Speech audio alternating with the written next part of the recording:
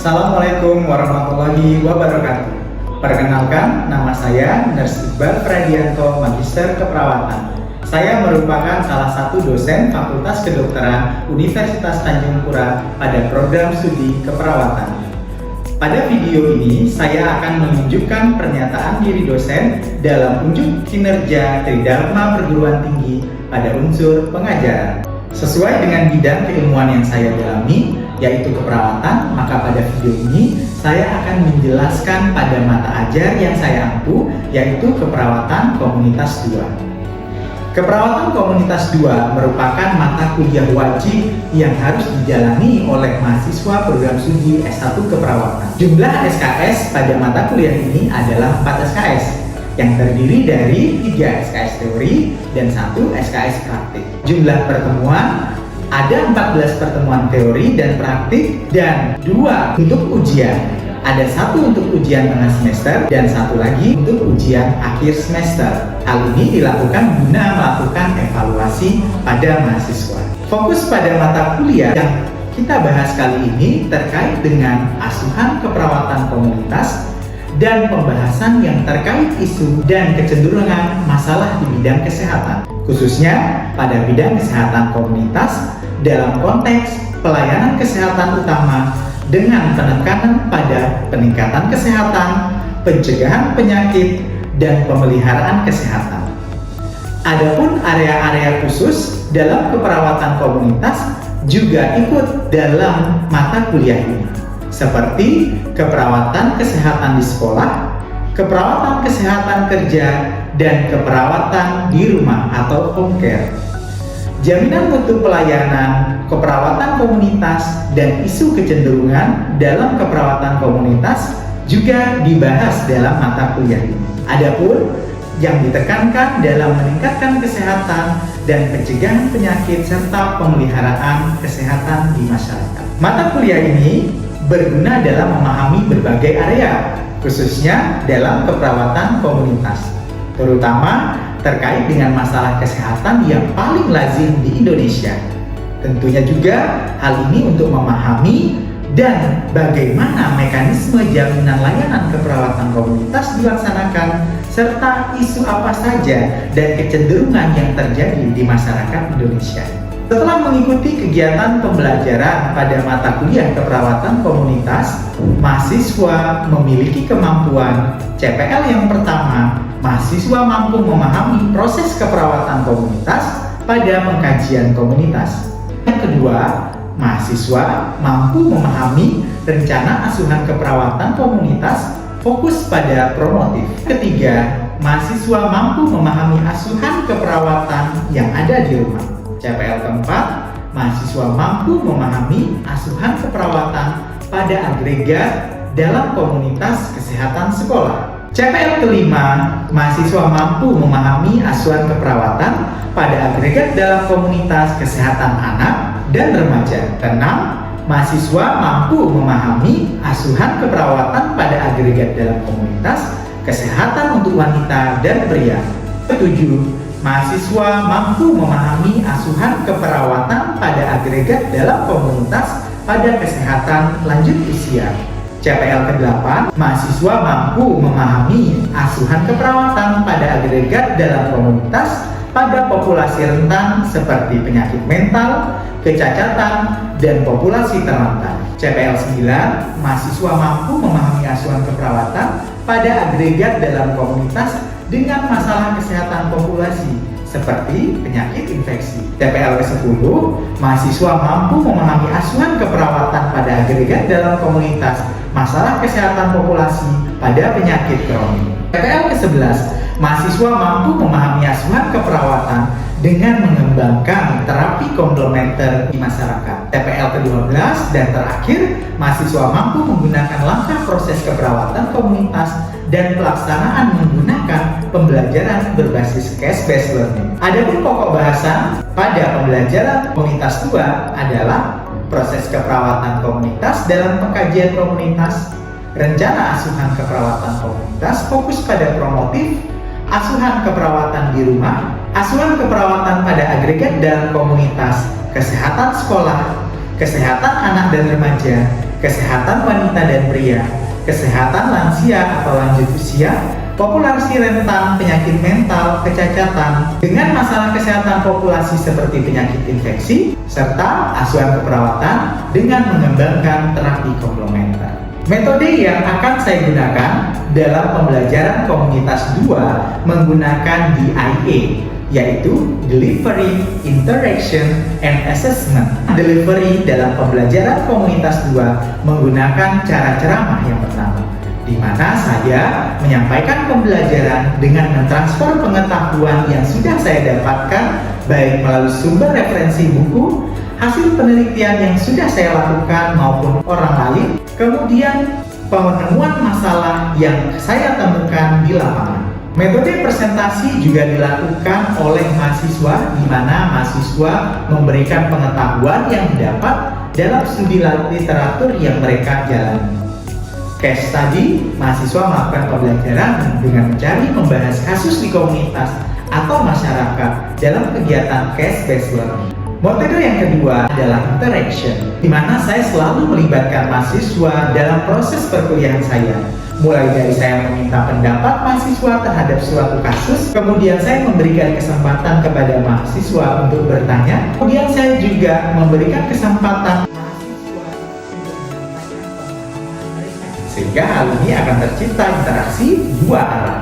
Selain itu juga penggunaan e-learning melalui LMS Universitas Tanjung Pura guna menyampaikan sebuah kasus untuk dapat mahasiswa diskusikan bersama saya sehingga akan timbul interaksi antara dosen dan mahasiswa. Yang ketiga ataupun metode terakhir yang saya gunakan adalah assessment. Metode ini selalu saya berikan kesempatan untuk mahasiswa dapat melihat bobot penilaian dalam proses perkuliahan komunitas 2 yang akan dilakukan kontrak belajar pada saat pertemuan pertama penyampaian RPS.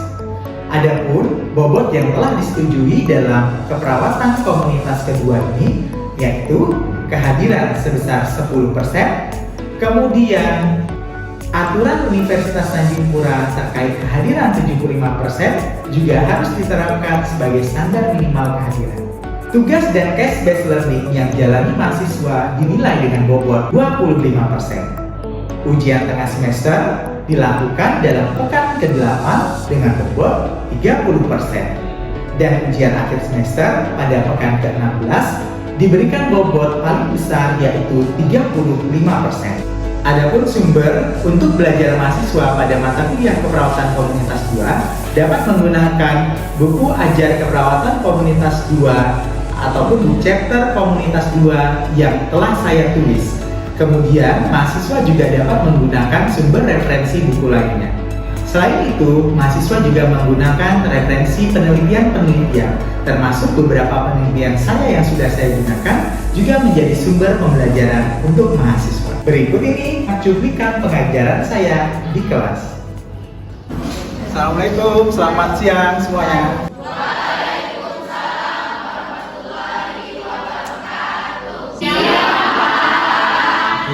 Adik-adik, sebelum kita memulai pembelajaran hari ini, mari kita berdoa menurut agama dan kepercayaan kita masing-masing.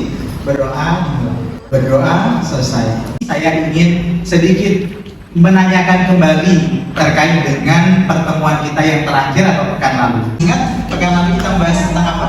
Oke, silakan. Minggu lalu kita membahas tentang konsep perawatan di rumah. Itu terkait bagaimana peran perawat komunitas memberikan asuhan keperawatan dengan mendatangi klien yang ada di rumahnya. Oke, benar sekali ya. Ada lagi mungkin yang ingin menambahkan lebih lanjut? Oke Pak, untuk kemarin juga kita mempelajari bagaimana peran kita sebagai perawat untuk berfokus juga melibatkan keluarga untuk melakukan perawatan mandiri di rumah. Oke, terima kasih Acer dan Suhendri yang sudah mereview terkait dengan pertemuan kita sebelumnya. Dan sudah kita pelajari bersama bahwa perawatan di rumah ini juga menjadi peranan kita sebagai perawat komunitas. Kita akan melanjutkan hari ini pembelajaran kita terkait dengan bagaimana proses keperawatan yang ada di komunitas, khusus pada asesmen atau pengkajian di komunitas. Kira-kira ada nggak yang ingin berpendapat ketika kita melakukan proses keperawatan di di komunitas apakah sama dengan proses keperawatan pada setting lainnya? Beda. Kira-kira kenapa bisa berbeda? Mungkin melibatkan keluarga Pak, jadi ada tahapan sebelum kita melakukan itu dan diagnosisnya itu kita melibatkan keluarga, jadi tidak hanya melihat preferensi dari satu pihak saja. Baik, terima kasih. Jadi katanya tidak seperti biasanya hanya fokus pada individu ya, maksudnya berarti ya. Jadi juga melibatkan seperti keluarga. Nah, kalau kita ingat kembali bahwa di pertemuan pertama kita kenal di komunitas bahwa unit terkecilnya adalah keluarga. Baik, kita langsung masuk untuk pengkajian komunitas. Pada proses keperawatan komunitas yang akan kita pelajari pada hari ini adalah terkait mahasiswa nanti mampu memahami proses keperawatan komunitas khusus pada pengkajian komunitas. Yang kedua, mahasiswa mampu mengenal masalah melalui pengkajian komunitas. Oke, apa yang Anda bisa lihat dari pendekatan proses keperawatan yang ada di depan? Ada yang mau kasih pendapat? Silahkan. Ada proses yang berulang. Proses yang berulang ya, kalau dilihat bagaimana tanda panahnya ya, dari bawah ke atas, lanjut dari atas juga lanjut ke bawah. Jadi ada proses terus-menerus. Yang perlu kita ketahui terkait dengan proses keperawatan, kita menggunakan model yang namanya community as partner, di mana kita menjadikan komunitas sebagai partner. Artinya partner apa? Mitra, ya, teman kita. Jadi kita tidak menganggap mereka sebagai pasien yang mungkin hanya fokus kita yang akan melakukan sesuatu tindakan. Tapi ketika kita menjalankan ini sebagai mitra, maka ada proses kesinambungan antara kita sebagai perawat komunitas dengan masyarakat itu sendiri. Nah, kalau dilihat di sini kita nanti akan kenal kajian ini terbagi menjadi dua. Yang pertama inti dan yang kedua adalah subsistem. Diagnosa yang akan kita gunakan nantinya menggunakan diagnosa standar SDKI, juga bisa Anda gunakan standar NANDA sebagai bahan referensi untuk pembelajaran lebih lanjut dalam pengkajian komunitas ini. Kemudian intervensi yang dilakukan, kita juga nanti akan menyinggung bagian primer, sekunder, dan tersiernya, serta bagaimana evaluasinya. Nah, pada pertemuan kali ini kita hanya berfokus pada pengkajian. Kita kenalan terkait dengan pengkajian komunitas. Nah, silakan dilihat gambar ini. Menurut Anda, apa sih dari gambar ini yang bisa kita dapatkan? Oh, adanya keluarga, terus ada umur yang berbeda, ada lansia, ada perbedaan usia sebagai data core yang perlu kita kaji atau perlu kita ketahui sebagai data asesmen kita. Yang pertama sebagai data inti. Data inti lainnya kita perlu mengenal yang namanya sejarah. Kalau dilihat di sini sebagai ada peta wilayah. Pernah mendengar adanya daratan yang berubah menjadi perairan, atau sebaliknya dulunya perairan menjadi daratan.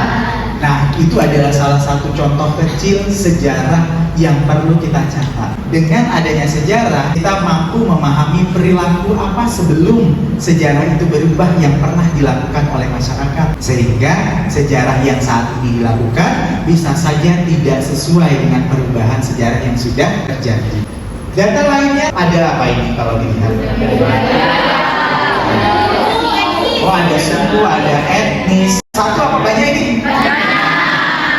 Multi etnis ya, banyak etnis yang ada di masyarakat. Fokus kacamata kita sudah mulai berpikir bahwa tidak hanya satu etnis yang kita temui, tapi beragam etnis yang nanti kita akan temui. Berarti nanti ketemu sama suku Jawa, Bali, suku Dayak dan sebagainya. Sehingga data ini dari budaya dan etnis ini harus kita dapatkan untuk kita mengetahui sebarannya. Yang ada di depan kita ini memiliki etnis apa saja dan budaya seperti apa. Kita masuk ke dalam 8 subsistem yang pertama. Kalau dilihat dari gambar, kamu lebih suka gambar yang mana? Yang bawah? Atau ada yang suka yang di atas? Karena mungkin lebih banyak ikannya buat dipancing? Enggak ya? Enggak suka. Semuanya suka yang ini setuju? Apa sih ini yang kamu suka? Terkait apa kebersihan itu? Ada hijau. Apa ini kebersihan terkait apa ini? Yang menjadi nomor satu untuk subsistem dalam pengkajian adalah lingkungan di sekitar komunitas tersebut. Apakah masyarakat yang kita kaji nantinya memiliki lingkungan yang hijau, bersih, asri terlihatnya dan nyaman ya? Sebaliknya pada yang atas lokatnya sudah berisi apa ini? Sampah. Sudah banyak kotoran di sini. Kemudian jelas ya ini adanya subsistem pendidikan. Di sini gambaran apa ini? Anak SD. Dalam pengajian kita tingkatannya ada tingkatan apa saja sih? Mulai dari TK, SD, SMP, SMA. Yang paling banyak tingkat pendidikan yang mana? Ada nggak ketersediaan sekolah di sana? Ada nggak SD-nya, ada nggak SMP-nya dan sebagainya? Lanjut untuk subsistem lanjutnya, kelihatannya apa ini ngomongin apa kita? Keluarga. Jadi berhubungan dengan ekonomi. Bagaimana ekonomi yang mampu nantinya menutupi kebutuhan rumah tangga, itu juga perlu kita perhatikan. Selanjutnya adalah pemerintahan dan politik. Kita perlu melihat bagaimana pemerintahan yang ada di sekitar lingkungan komunitas tersebut. Apakah pemerintahnya mempersiapkan masyarakatnya untuk sehat atau tidak? Yang mengarah terakhir dengan kebijakan-kebijakan kesehatan yang nantinya lebih optimal. Selanjutnya ada apa ini? Ada tugas keamanan, tentunya terkait dengan keamanan ya. Ada polisi di sini. Kemudian ada berbagai macam apa ini? Transportasi dan keamanan juga perlu kita lihat dalam pengkajian komunitas kita. Bagaimana keamanan di dalam lingkungan juga akan menjanjikan kedamaian, ketenangan, kesehatan, termasuk juga penyediaan transportasi. Kalau nanti tidak punya sama sekali transportasi, begitu ada yang sakit, ada yang sinkom, ada yang pingsan, membawanya pakai apa? Pakai tandu mereka ya, alternatif. Padahal itu membutuhkan waktu yang lama. Proses penanganan cepatnya juga pasti akan terlewat dengan tidak ada yang transportasi. Dengan ada yang transportasi lebih juga pastinya akan jauh lebih bagus. Kemudian subsistem lainnya adalah komunikasi. Tersedia nggak komunikasi di sana? Atau masih pakai apa ini? Pesawat telepon ya, pakai hanya sekedar kabel sama kaleng-kalengan. Nah tentunya akan semakin susah mau ngabarin di rumah ada lansia sendiri, dia nggak bisa ngapa-ngapa, masih pakai tarik kabel, tentunya akan semakin susah ya, dibandingkan dia punya telepon yang mungkin langsung bisa ada yang menolong si lansia di rumah tersebut. Kemudian subsistem lainnya pelayanan kesehatan dan sosial, maka kita akan lihat ada nggak rumah sakit di sana? Seberapa jauh jarak rumah sakitnya? Seberapa jauh jarak pusat kesehatan masyarakat atau praktek pelayanan kesehatan swasta yang terdekat ada nggak? Bisa nggak mereka masyarakat mengakses fasilitas kesehatan tersebut? Selain itu juga kita butuh melihat terkait fasilitas di bidang sosial. Ada pelayanan misalnya khusus untuk lansia di desa tersebut atau di kota tersebut, sehingga akan membantu ketika kita temukan masalah-masalah lansia yang sendirian di rumah, nantinya pelayanan sosial ini bisa membantu. Sistem yang terakhir adalah rekreasi. Nah, Anda suka nggak? Suka, semuanya pasti suka rekreasi. Dan ini kita harus tahu adik-adik di masyarakat kita bagaimana berenang di pantai. Nah, tapi tidak menjadi patokan bahwa semua rekreasi harus di pantai. Jadi kita cari bagaimana rekreasi yang mereka biasa lakukan. Kemudian benar nggak ada akses rekreasi? Ternyata yang merasakan rekreasi itu hanya orang-orang yang punya kendaraan. Kenapa? Letaknya 5 jam dari tempatnya. Maka akses rekreasinya tidak terjangkau dari tempat tinggal mereka. Nah ini metode pengkajiannya, Anda bisa melakukan pengumpulan data primer menggunakan hasil survei atau observasi. Anda berjalan ke komunitas, menemukan masalah, wawancara, Anda bertanya, kemudian diskusi kelompok terarah, Anda kumpulkan beberapa kelompok untuk bisa diskusi melalui angket, Anda sebarkan angket, dan pemeriksaan kesehatan, pemeriksaan fisik maupun mental. Nah, pengumpulan data sekunder juga bisa dilakukan untuk mengumpulkan data-data core atau inti. Oke, sampai di sini saja untuk materi kita pada hari ini. Silahkan ada pertanyaan mungkin terkait dengan pengkajian tadi. Oke, yang pertama silahkan Nadia. Baik Pak, saya ingin bertanya, apakah dengan metode yang Bapak jelaskan tadi kita dapat menemukan sumber masalah pada komunitas? Baik, terima kasih Nadia pertanyaannya, bahwa dengan pengkajian ini apakah kita akan bisa benar-benar menemukan sumber utama masalah. Kalau sumber masalahnya mungkin bisa ya secara abstrak, tapi secara dalam apakah kita bisa? Nah, saya akan jelaskan sedikit terkait dengan riset yang sudah saya lakukan, bahwa saya melakukan studi ataupun riset terkait masalah diare yang fokus pada anak. Di sini saya melakukan studi kasus terhadap keluarga dan sekolah. Nah, saya menggunakan konsep pengkajian yang sudah saya jelaskan tadi sebelumnya untuk menemukan solusi yang tepat terhadap masalah diare. Tentunya saya akan ketemu dulu sumber masalahnya apa. Dan dari hasil penelitian ini saya mendapatkan bahwa di Kota Pontianak terdapat masalah diare yang disebabkan dari pertama lingkungan komunitas, terutama daerah-daerah pinggiran sungai untuk warga yang tinggal di sana.